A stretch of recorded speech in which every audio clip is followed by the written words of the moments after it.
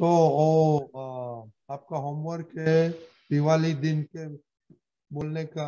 अच्छा अच्छा क्या किया? हाँ, ओके, गिव मी 1 मिनट। अब बोलो दीपक दादा। हाँ, वन मोर थिंग। आपको पता है केशव दादा है ना, केशव दादा को दादा भगवान ने ऐसा बताया था, 701, जो फर्स्ट 701 थे ना, जिन्होंने दादा भगवान से ज्ञान लिया, he is from that batch, वो 701। आप समझे? कविराज एंड ऑल ऑफ देम, वो सब फर्स्ट बैच वाले थे।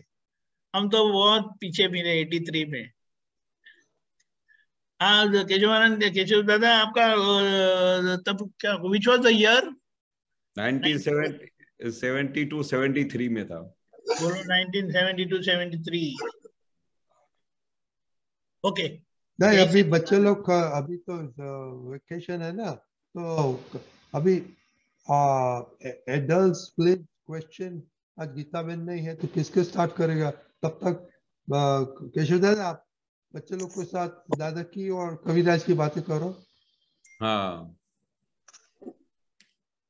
वो वो एक बहुत अच्छा फेज था जब मैं 10th स्टैंडर्ड पास करके एसएससी में जा रहा था। ऐसे टाइम पे दादाजी का कनेक्शन मिला, तो मेरे बड़े भाई ने दादाजी को ढूंढ निकाला। वो बहुत सर्च करते थे कि कोई सच्चा इंसान मिल जाए जो हमको ये बता सके कि दुनिया में दुख क्यों है, कोई सुखी क्यों है, कोई दुखी क्यों है। ऐसा हम सबको ऐसे प्रश्न होते थे, पर कोई हमारे प्रश्न का कोई जवाब नहीं मिलता था इस धरती पे। बहुत घूमे, बहुत बड़े बड़े साधु संतों के पास गए, किसी के पास भी कोई जवाब नहीं देता था कि एक आदमी सुखी क्यों है, एक आदमी दुखी क्यों है, एक आदमी गरीब क्यों है, एक आदमी शाहूकार क्यों है। ऐसा सब प्रश्न पूछते रहते थे पर कोई समाधान नहीं मिलता था। ऐसे ही टाइम में और दुनिया की कोई चीज अच्छी नहीं लगती थी। कोई गरीब को देखे तो रोना आ जाए, कोई बड़ा देखे तो फिर बोले ऐसा क्यों, भगवान ने ऐसा भेदभाव क्यों किया, किसी को दुखी दिया, किसी को ऐसा दिया। तो ये बहुत सारे प्रश्न का कोई समाधान नहीं होता था। तो ऐसे टाइम के अंदर हमारे बड़े भाई ने दादा भगवान को ढूंढ निकाला और उनको A to Z का सॉल्यूशन हो गया। और ऐसे ही टाइम में फिर जब हमने बड़े भाई को देखा कि वो तो इतने खुश हो गए दादा को प्राप्त करके, फिर उन्होंने ऐसा निश्चय किया कि घर के एक एक मेंबर को लेके जाना है दादा के पास। और फिर उसमें से सब फर्स्ट स्टैंडर्ड में हमका चांस मिला, और हम हमारे बड़े भाई 2-3 भाई थे, उनको दादा भगवान का कनेक्शन मिल गया। पर जैसे ही दादा भगवान का कनेक्शन मिला और हमने दादाजी को देखा, तो अंदर इतनी ठंडक हो गई, इतना आनंद हो गया कि जैसे साक्षात परमात्मा का दर्शन होता हो और हमारी आंखों के सामने आके बैठे। तो ये साक्षात परमात्मा का जो अनुभव हो गया, उससे तो पूरा अंदर रोम रोम जाग उठा और खुश हो गया कि बस हमको भगवान मिल गया। अभी इस धरती पे किसी भी चीज की कमी नहीं है, इस धरती पे किसी भी चीज का गिला शुकवा नहीं है। बस हमको सिर्फ ऐसा अनुभव होने लगा कि हम सेफ साइड हो गए। भगवान को मिलने के बाद फिर कभी कोई चिंता नहीं हुई, कभी कभी वरीज नहीं हुई, कभी दुख जैसी कोई चीज अनुभव में नहीं आई, और हर पल आनंद ही आनंद रहा, आनंद ही आनंद रहा। तो जैसे ही, पर एक चीज थी कि हमारे को जैसे आप सबको पढ़ाई का सब करने का टेंशन होता था, वैसे हमारे पिताजी माँ बाप सब बोलते थे कि तुमको पढ़ाई तो करनी पड़ेगी। पर पढ़ाई में कभी जैसे ही दादाजी का होता था, तो दादाजी का शाम को सत्संग होता था, तो हम स्कूल से आते थे, सब स्कूल के जो बुक्स थे ऐसा फेंकते थे बाजू में, एकदम व्हाइट ड्रेस पहन के सीधा दादा के पास दौड़ते थे। इतना अट्रैक्शन रहता था कि मैं बता नहीं सकता हूँ। क्योंकि एक बार जब पता चल जाए कि ये साक्षात परमात्मा है, तो फिर ये दुनिया की कोई चीज अच्छी नहीं लगती। फिर तो वही लगता है कि बस भगवान के पास बैठे। और उनके पास जब बैठते थे न, तो इतना आनंद रहता था कि उसका पूरा संसार हम भूल जाते थे। न कुछ खेलने को याद आता था, न कुछ घूमने को याद आता था। बस ऐसा ही होता था कि दादाजी को हम देखते रहे, और दादाजी का जब मुक्त हास्य को देखते थे, हंसते हुए देखते थे, तो हमारा चेहरा और कहीं जाता ही नहीं था। इस धरती पे कुछ अच्छा ही नहीं लगता था। बस ऐसा होता था कि दिन रात हम दादाजी के सामने बैठे और बैठे ही रहे, कहीं बाहर ही नहीं जाए। इतना दादा में आकर्षण था, आपको मैं वर्ड्स में बयान नहीं कर सकता हूं कि वो आकर्षण कैसा था। अभी भी दादाजी का कोई भी फोटो देखेंगे ना, तो दादाजी को जिस तरह से मुक्त हास्य में हंसते हैं ना, वैसे दादा जब दिखते थे हंसते थे तो बस फिर तो ऐसा लगता था कि पूरा जान का सब खुशियां हमको मिल गई। तो ऐसा आज भी हमको अनुभव होता है। और दादाजी कैसे थे कि ऐसा नहीं कि वो उस टाइम पे दादाजी हमको दिखाई देते थे, बात करते दिखाई देते थे, आज भी दादा भगवान हमको ऐसे ही दिखाई देते हैं, ऐसे ही बात करते दिखाई देते, ऐसे ही हंसते हुए दिखाई देते। ये कैसा आश्चर्य है, वो आज तक मैं नहीं समझ पाया। तो पर केशव एक चीज दादा, है।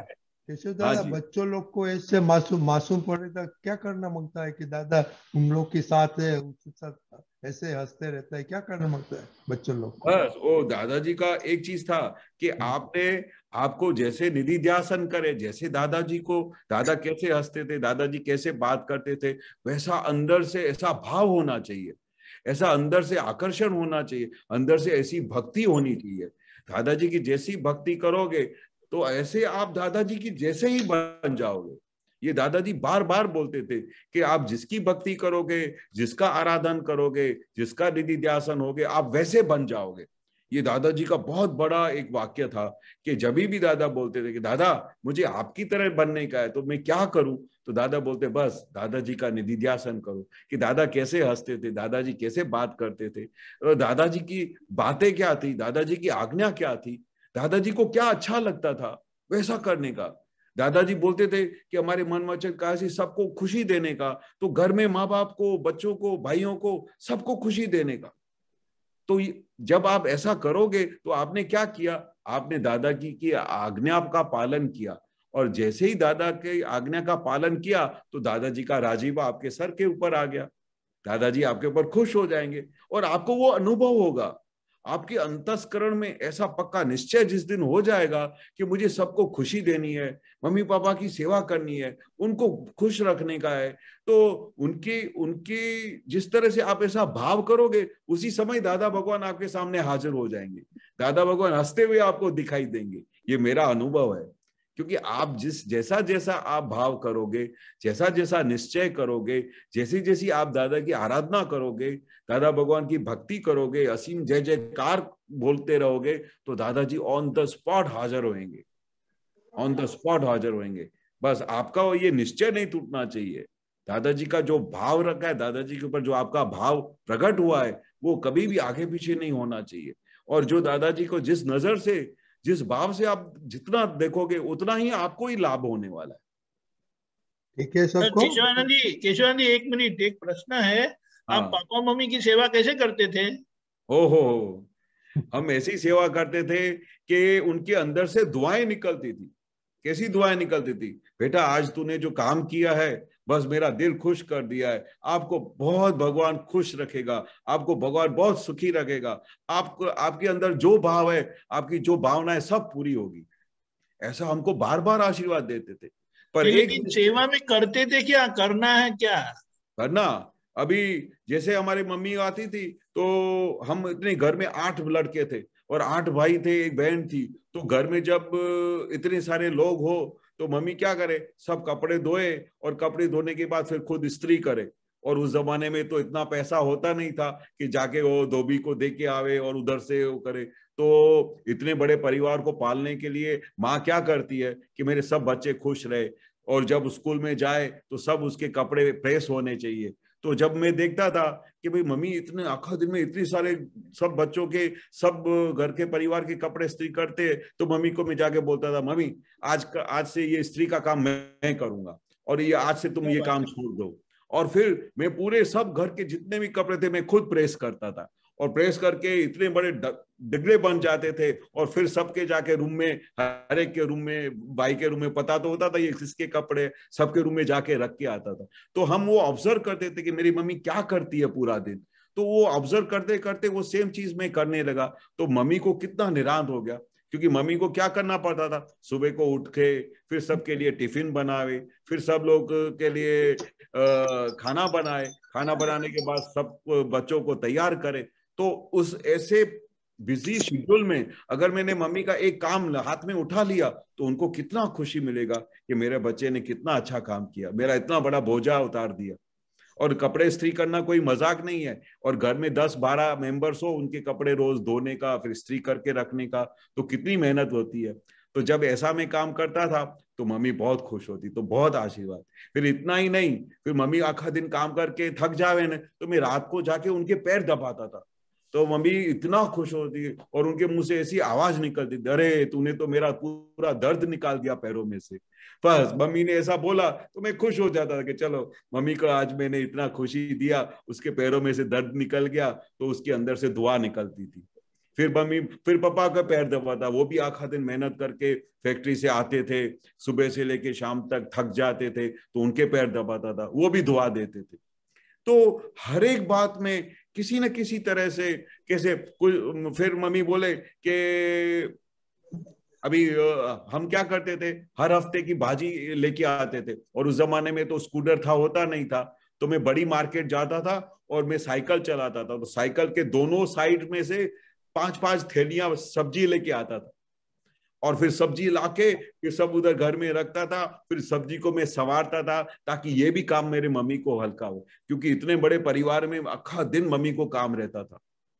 तो इस तरह से मैं किस तरह से मम्मी को हेल्पफुल हूँ, जो मम्मी जाके तो अभी साइकिल पे जाके तो नहीं मार्केट से सब्जी लेके आएगी, पर मैं इतना जवान था, इतनी उम्र थी कि हम साइकिल चला के सब्जी मंडी से सब भाजियां लेके आते थे।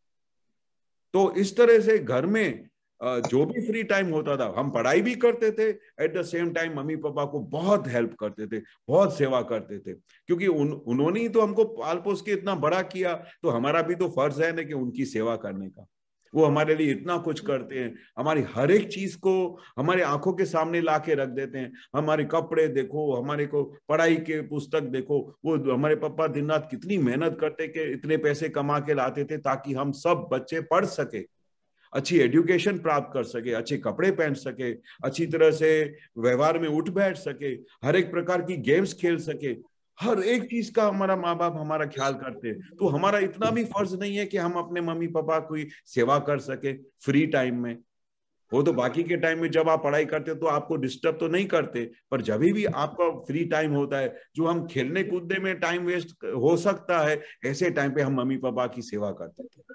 बहुत बहुत अच्छा केशव दादा, आप लोग को आपने दिवाली के आगे बहुत अच्छा मैसेज दिया बच्चे लोग। तो टाइम मिले तो ये मैसेज सुनना वापिस and try to implement. Okay, जय सच्चिदानंद। जय सच्चिदानंद। जय सच्चिदानंद। हैप्पी दिवाली सब बच्चे लोग को। और नया नया कपड़ा आएगा तो हमको भी भेजना नया नया कपड़ा। ओके, जय सच्चिदानंद। ओके दीदी बोलिए। हाँ, जय सच्चिदानंद केशव दादा। जय सच्चिदानंद। मेरा क्वेश्चन ये है कि आत्मा हमारा परमानेंट है और जो पूरी दुनिया है वो टेम्पररी है, तो मतलब वो परमानेंट आत्मा शुद्ध आत्मा के मतलब शुद्ध आत्मा में रह के सब फाइलों का संभाव से निपटारा करना है ना हमको। गुजराती में बोलो।